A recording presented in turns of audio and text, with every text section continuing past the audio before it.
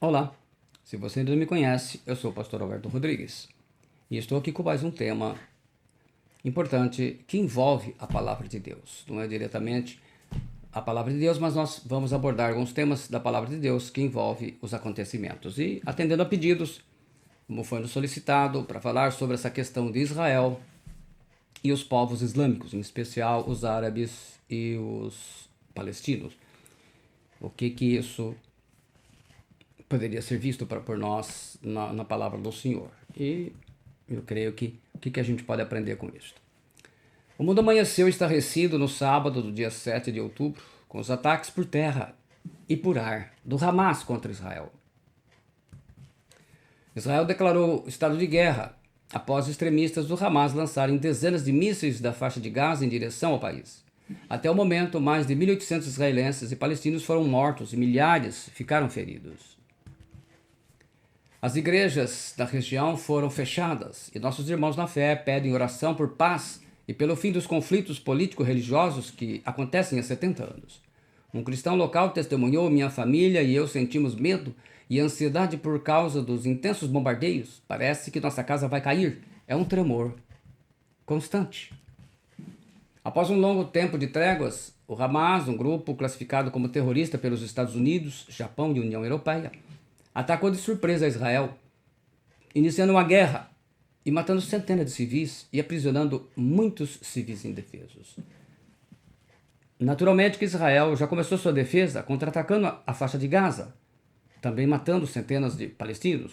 A faixa de Gaza ele assumiu o controle na Guerra dos 6 Dias em 1967. Gaza foi lá onde Sansão venceu os filisteus. O Hamas atacou em dia de sábado, por ser o dia santo e de descanso em Israel. O Brasil, que classificou o ato de 8 de janeiro, aqui não todos, né, mas aqui a gente fala a ideologia, né, os políticos e imprensa, que classificou 8 de janeiro, onde não houve armas, não teve líder, não teve tropas, tinha bastante mulheres, crianças e idosos, classificou como terrorismo. Estranhamente, não classifica o ataque do Hamas com bombas, mísseis, como terrorista.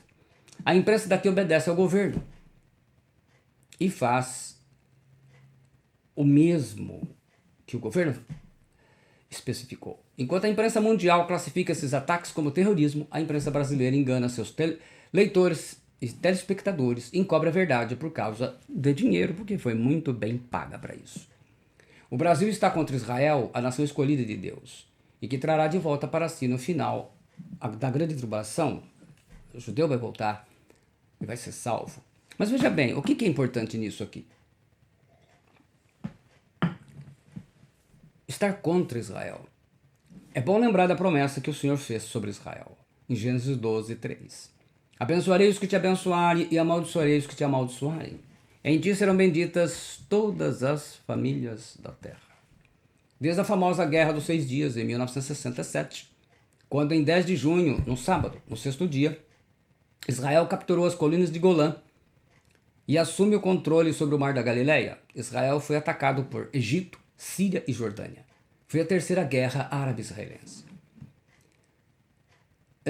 Agora, começando em junho, né, em outubro, entre 6 e 26 de outubro de 1973, a famosa Guerra do Yom Kippur, numa coalizão de estados árabes liderada por Egito e Síria contra Israel. A guerra começou em 6 de outubro, quando Israel celebrava o Yom Kippur, o Dia do Perdão. Afinal, nunca terá fim essas guerras entre árabes e palestinos contra Israel? Primeiramente, vamos ver quem são os árabes. A cultura árabe, ela surge na Península Arábica, com os povos semitas, descendentes de Ismael, filho do patriarca Abraão. As figuras mais representativas são os nômades beduínos, os quais viviam em regiões desérticas e se sustentavam principalmente da criação de gado. Segundo a Bíblia Sagrada, os árabes são descendentes de Abraão, através de seu filho primogênito Ismael, com a escrava egípcia Agar. São ismaelitas. E quem são os judeus? A origem dos judeus é tradicionalmente datada para aproximadamente 2000 a.C., na Mesopotâmia, quando a destruição de Ur e da Caldeia forçou a população a imigrar para outros lugares. A família de Abraão estava entre aqueles que estavam imigrando para a Síria. Abraão é considerado o fundador do judaísmo. Assim, Israel é descendente de Abraão, através do seu segundo filho, esse filho que ele teve com Sara. Com Sara é o primeiro e único filho, né? São os hebreus, judeus ou israelitas. Hebreus porque são descendentes de Eber, conforme está lá em Lucas 3, 35. E Abraão foi chamado hebreu em Gênesis 14, 13. Judeus, esse termo foi usado pela primeira vez para definir os hebreus do Reino do Sul, a tribo de Judá, o quarto filho de Jacó, e mais tarde passou a definir todos os israelitas, e depois passou a definir todas as pessoas que se convertem ao judaísmo. Israelitas porque são descendentes de Israel, o nome dado por Deus a Jacó, o patriarca, filho de Isaac e neto de Abraão. Israelense é o habitante ou quem nasce em Israel. Assim, se você, brasileiro, se tornar judeu, você pode se tornar judeu ao se converter à religião do judaísmo, se naturalizar israelense para ter a cidadania e morar em Israel, mas nunca será um israelita ou um hebreu, porque isso é de nascimento. Portanto, árabes e israelenses são irmãos de sangue por parte do pai deles, o patriarca Abraão. Os árabes são filhos de Ismael, os israelenses são filhos de Isaac. E quem são os palestinos? O nome Palestina, do original Filistina, terra dos filisteus, é o nome dado desde a antiguidade à região do Oriente Próximo, que é chamada de Oriente Médio, localizada ao sul do Líbano e ao nordeste da Península do Sinai, entre o mar Mediterrâneo e o vale do rio Jordão.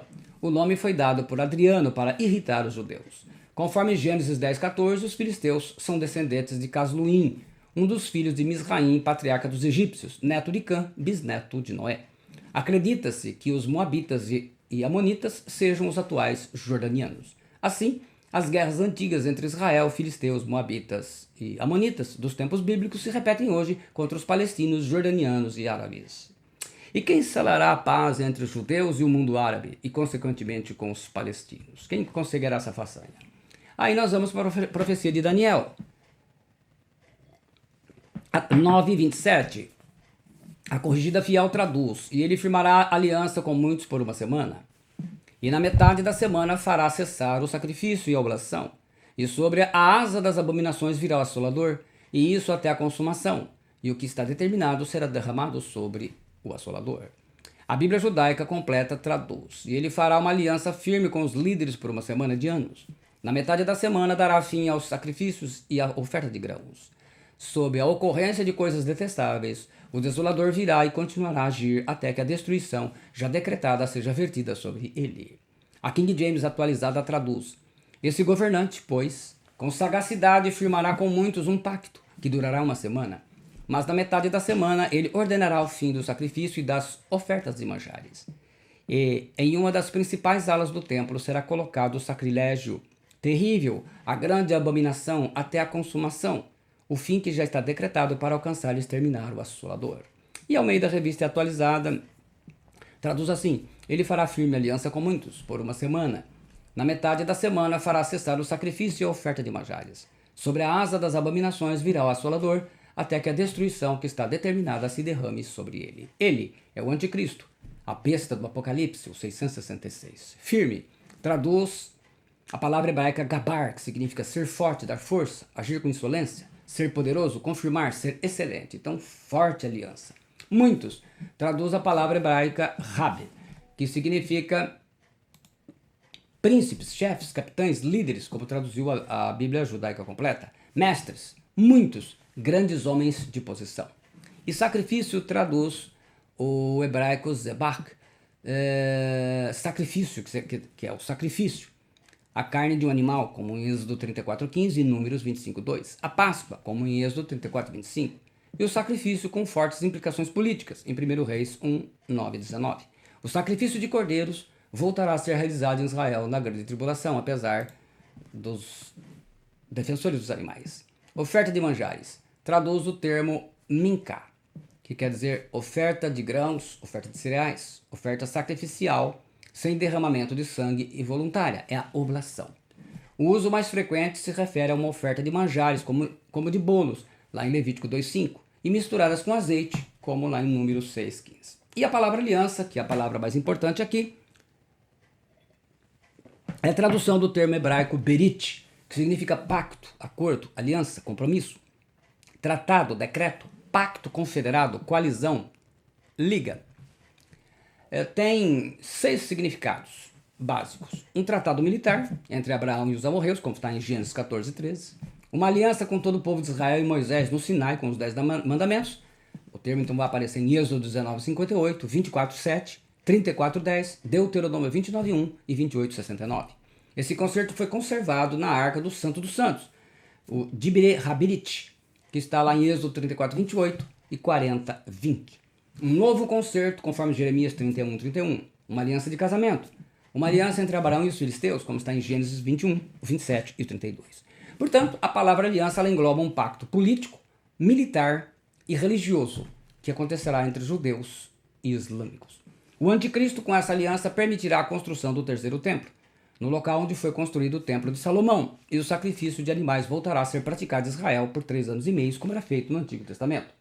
Qual é a única forma possível do anticristo cumprir a profecia de João 5,43, como Messias dos judeus e como líder dos árabes islâmicos para cumprir Daniel 9,27? Primeiro, Cristo é filho de mãe judia, descendente de Davi. Nós vemos lá em Marcos 6, 3, que diz: não é este o carpinteiro, filho de Maria, irmão de Tiago, de José, de Judas e Simão, filho de Maria? Em Mateus 1,16 ele fala: e Jacó gerou a José, marido de Maria, da qual nasceu Jesus, que se chama o Cristo. Porém, o pai de Jesus ele não é judeu. Para os judeus, a linhagem da mãe é que é a mais importante, conforme constatamos nas escrituras hebraicas, no Antigo Testamento. Igual fazemos no Brasil para identificar uma pessoa pelo nome da mãe. E diversos textos esclarecem isso, tem bastante deles. O primeiro está lá. Era Josafá da idade de 35 anos, sua mãe chamava Zuba, filha de Sile. 1 Reis 22, 48 e 2 Crônicas 20, 31. Segundo, Ezequias, e era o nome de sua mãe Abi, filha de Zacarias. 2 Reis 18, 1, 2. 2 Crônicas 29, 1. Terceiro, tinha Amon 22 anos de idade quando começou a reinar, e era o nome de sua mãe Messulemete, filha de Aros, de Jotibá, 2 Reis 21, 19. Quarto, tinha Josias 8 anos de idade quando começou a reinar, e era o nome de sua mãe Gedida, filha de Adaías, de Boscate, 2 Reis 22, 1. Quinto, tinha Joaquim 25 anos de idade quando começou a reinar, e era o nome de sua mãe Zebida, filha de Pedaías, de Ruma, 2 Reis 23, 36. Tinha Joaquim 18 anos de idade quando começou a reinar, e era o nome de sua mãe Neusta, filha de Eunatã, de Jerusalém, 2 Reis 24, 8. Sétimo, tinha Zedequias 21 anos de idade quando começou a reinar, e era o nome de sua mãe Amutal, filha de Jeremias, de Libna, 2 Reis 24, 18 e Jeremias 52, 1. Oitavo, Robão era da idade de 41 anos quando começou a reinar, e era o nome de sua mãe Naamá, Amonita, 2 Crônicas 12, 13. E por último, em 2 Crônicas 25, 1, era Amazias da idade de 25 anos quando começou a reinar, e era o nome de sua mãe Joadã, de Jerusalém. Então a gente vê que para o hebreu, o nome da mãe era mais importante. A profecia de João 5,43. A King James Fiel traduz assim: eu vim em nome de meu Pai e não me recebeis. Se outro vier em seu próprio nome, a esse recebereis. A Bíblia Judaica Completa traduz: vim em nome de meu Pai e não me aceitaram. Se outra pessoa vier em seu nome, aceitarão.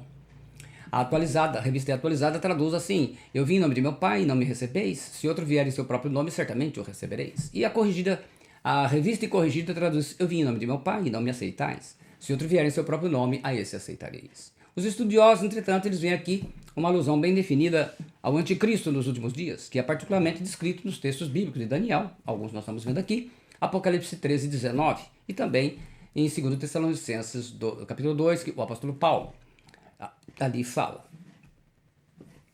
Não foram poucos os pais da igreja que sustentaram essa opinião, e muitos estudiosos modernos das escrituras acreditam que essa é a mais provável interpretação desse versículo, diz Russell Champlin, no seu O Novo Testamento interpretado versículo por versículo. Como ele vai cumprir o papel de anticristo? Em 1 João 2,18 nós temos: filhinhos, é já a última hora, e como ouvistes que veio o anticristo, também agora muitos se têm feito anticristos, por onde conhecemos que é já a última hora. Anticristo vem do grego anticristos, que é formada, a palavra é formada de anti, não a preposição. Originalmente essa preposição significa no lugar de, tendo o sentido de usurpar a função de, ou usurpar o cargo. E depois contra, como um inimigo. E também da palavra Cristo, que é tradução do grego Christos, ungido, termo que traduz o hebraico Mashiach, que é Messias, ungido.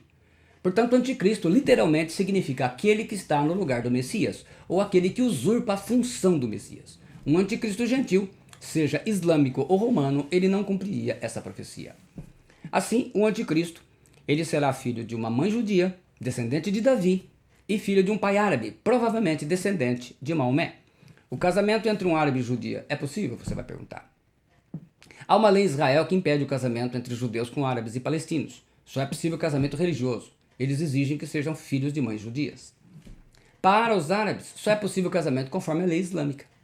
A cada ano, milhares de árabes israelenses escolhem se casar num pequeno país que se chama e que se propagandeia como a Ilha do Amor, a Ilha de Chipre.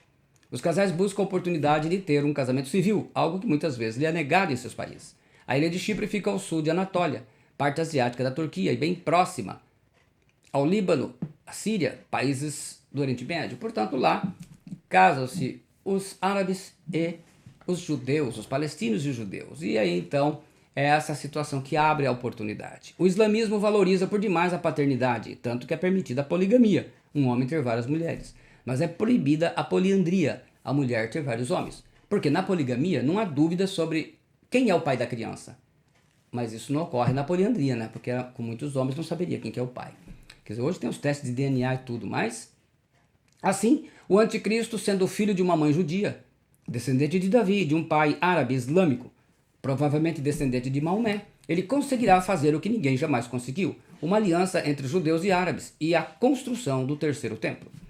A esse casamento será obra bem preparada e articulada pelo diabo, embora com a permissão de Deus, é claro. E embora o anticristo seja apenas um homem, o 666 o número do homem e do pecado.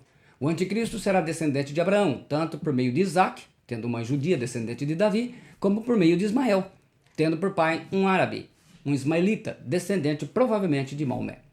Ele vai abandonar os deuses de seus pais, conforme está lá em Daniel 11:37. Ele não mostrará respeito pelos deuses adorados por seus antepassados ou pelos deuses referenciados por suas mulheres. Ele não respeitará nenhum deus, pois se considerará maior que todos eles. Os judeus sempre adoraram o Eterno, Shem, tradução do tetragrama YHWH, o Deus da Bíblia, e os árabes sempre adoraram Alá, o Deus de Maomé. O anticristo vai negar tanto o Deus dos hebreus, como seu filho Jesus Cristo, conforme está lá em 1 João 2:22. Quem é o mentiroso, senão aquele que nega que Jesus é o Cristo? É o anticristo, esse mesmo que nega o Pai e o Filho. 1 João 2:22. E negará também Alá, o Deus dos islâmicos. No final, né, quando ele quebrar a aliança, ele vai, até no começo ele vai agradar todo mundo, depois ele vai botar as manguinhas de fora. E diz lá o texto de Daniel, e na metade da semana fará cessar o sacrifício e a oblação. Como o anticristo convencerá os árabes e palestinos a permitir a construção do terceiro templo? Bom, vamos lá. O problema está no fato, a resposta. O problema está no fato de que no local onde deve ser construído o terceiro templo, estão situados o Domo da Rocha e a mesquita de Al-Aqsa, o terceiro local mais sagrado para o islamismo, região conhecida como Esplanada das Mesquitas ou Monte do Templo. Israel tomou posse da mesquita de Al-Aqsa na guerra de 1967 e a anexou junto com o resto de Jerusalém Oriental. O monarca hashemita da Jordânia é o guardião oficial do local. Ele nomeia membros de uma fundação independente do governo israelense, conhecida como Waqf Islâmica, para supervisionar o local. O islâmico ele tem o direito de mentir e enganar quem não é muçulmano. A Sharia é um conjunto de leis islâmicas que são baseadas no Alcorão e responsáveis por ditar as regras de comportamento dos muçulmanos. Jihad é um termo árabe que significa luta, esforço, empenho. É a chamada Guerra Santa, a Guerra Islâmica. E eles podem mentir em nome de Alá para expandir o Islã. O anticristo, por ser criado na educação islâmica e pela autoridade como descendente, provavelmente de do profeta Maomé, convencerá os árabes e palestinos de que premeditadamente enganará os judeus e que quebrará a aliança profanando o templo e iniciará a destruição total de Israel da face da terra. O anticristo liderará o povo do Islã. O lugar mais sagrado dos judeus é o Monte Moriá, controlado e administrado pela polícia jordaniana, que é islâmica. Os islâmicos só aceitam ordens de um líder islâmico. O Islã é a segunda maior religião do mundo, com 1 bilhão e 800 mil muçulmanos, perdendo apenas para o cristianismo, que tem 2 bilhões e 100 milhões de cristãos. O que a Babilônia não conseguiu, o que o Império Medo-Persa não conseguiu, o que o Império Romano não conseguiu, o que os filisteus, ancestrais dos palestinos, e os moabitas e amonitas, ancestrais dos jordanianos, não conseguiram, ele se proporá a conseguir enganar e destruir Israel. Na metade da grande tribulação, no final dos primeiros 3 anos e meio, ele fará isso e começará a grande perseguição e guerras contra Israel. Da parte judaica, por ser descendente de Davi, será aceito como Messias de Israel, como o Senhor Jesus predisse, e nós acabamos de ver lá em João, capítulo 5. Para destacar as características do anticristo, um rabino, ele mostra e explica assim o rabino Moreno. Ele diz, para eles não é o anticristo, para eles é o Messias. As características do Messias aguardado pelos judeus, mencionados pelo rabino como anticristo são: vai ser um descendente direto do rei Davi, da tribo de Judá. Vai ser não só um líder religioso, mas o maior líder político que o mundo já viu. Vai supervisionar a reconstrução do terceiro templo. Vai restabelecer o sinédrio e os sacrifícios. E vai juntar o povo judeu na terra de Israel. Como vou falar de um Messias que para nós é o anticristo, que não seja judeu? Questiona Moreno. Em 2 Tessalonicenses 2, o apóstolo Paulo diz que o filho da perdição vai se assentar no templo proclamando ser Deus. Ele mesmo explicando isso. Ele não pode ser um goi, um gentil, mas sim um romano. Então, na visão judaica, ele tem que ser judeu. Né? Então, ele vai ter a mãe judia mesmo. A questão é o pai. Né? Então, um pai islâmico, ele consegue atender as duas partes. Terceiro templo em Jerusalém. Em Israel, o projeto do terceiro templo está pronto. Os sacerdotes foram treinados e a novilha vermelha já foi encontrada. Diante disso, um rabino judeu aponta que falta apenas uma coisa: a mesquita de Al-Aqsa, com sua simbólica cúpula dourada, sair dali. Os judeus oram para que haja um terremoto ali e só um prédio caia, que é justamente a mesquita, explica o rabino Moreno. Os arqueólogos descobriram que existe uma falha geográfica que passa pelo Vale do Jordão, que se chama Vale do Rift, que traduzido é fratura, rompimento, falha, né? Como a mesquita vai sair dali, se será derrubada por um terremoto pelos próprios muçulmanos, isso ainda é um mistério, que somente no início da grande tribulação será revelado e entendido. Como eu disse, os islâmicos só aceitam ordens de um islâmico. Os judeus só confiam em judeus. O ódio entre árabes contra judeus é milenar. E acrescentamos aí os palestinos, né, os antigos filisteus, e os jordanianos, antigos moabitas e amonitas. O anticristo, para conquistar a confiança de islâmicos e judeus, apesar de ser usado pelo diabo, ele terá uma paternidade árabe e uma maternidade hebreia. E até lá, como ficarão Israel e os islâmicos? Nem todos os islâmicos são pessoas cruéis. Há muitos de bom caráter que se esforçam para fazer o bem às pessoas ao seu redor. Infelizmente, não é a maioria, essa maioria quem governou os rumos da história islâmica até hoje. Ao longo dos séculos, desde o profeta Maomé até hoje, sempre tem sido essa minoria violenta e radical que instiga os demais a se posicionarem como guerreiros contra os demais povos não islâmicos. Eles sempre usam de simulações permitidas por sua religião e fazem uso de técnicas como a taqiya, cuja finalidade é dar aos muçulmanos a chance de assumir uma postura de gente boa em público, sob os olhares dos infiéis, e ao mesmo tempo tramar outra coisa totalmente cruel e maligna pelas costas, pela traição. E fazendo uso desse recurso que as lideranças islâmicas têm fechado acordos ou tratados com outros povos, e no meio do acordo eles têm rompido completamente aquilo que foi acordado, sem o menor arrependimento. Taqiya e kitman são alguns dos termos utilizados na comunidade muçulmana para justificar esse tipo de prática, e com certeza o anticristo vai se beneficiar dela, né? Eles só podem ser amigos e viver em paz com quem for realmente muçulmano. Até muçulmanos que não praticam a pequena jihad, né, a luta, a guerra, são vistos com desconfiança e são chamados de hipócritas no Alcorão por não praticarem jihad contra quem merece, a guerra, a luta. Profeticamente, esses casos deverão acontecer até a chegada do anticristo, como nós estamos vivendo nos nossos dias. A sociedade ocidental atual está refém do politicamente correto e não tem forças e nem sabedoria para lutar contra esse mal. O mundo moderno está drogado pelo desejo de um suposto aprimoramento intelectual sem Deus e escravo do medo de falar a verdade. Já não tem mais capacidade para discernir entre o que é certo e o que é errado, o que é de Deus e o que é do diabo. Por medo de acusações de xenofobia ou por interesses financeiros, como está acontecendo com a nossa falida e comprada imprensa brasileira, os homens ficaram cegos para a verdade e se transformaram em covardes, escravos da mentira. E falam e divulgam na mídia apenas aquilo que acham que o povo quer ouvir e que os governos permitem que eles divulguem. E assim caminha a humanidade, à espera do aparecimento do anticristo neste mundo que jaz no maligno. Então, até lá, da mesma forma com que Davi lutou contra os filisteus, que Sansão lutou em Gaza contra os filisteus, Israel lutou também contra os filisteus e contra os amonitas e moabitas. Israel continuará sendo odiado e atacado pelos povos islâmicos, sejam árabes, jordanianos ou palestinos, como foi o caso do Irã, que inclusive é o que patrocina o Hamas, Síria, Jordânia e por aí fora. E aí vai. Os tratados de paz serão sempre assim. Mas em breve, quando começar a grande tribulação e o anticristo selar a paz entre islâmicos e judeus, a ONU e o mundo todo declararão: pois que, quando disserem a paz e segurança, então lhes sobrevirá repentina destruição, como as dores de parto àquela que está grávida, e de modo nenhum escaparão. 1 Tessalonicenses 5,3. No meu vídeo De Onde Virá o Anticristo, eu abordo a defesa daqueles estudiosos da Bíblia que defendem a origem do anticristo. Então são 4 principais.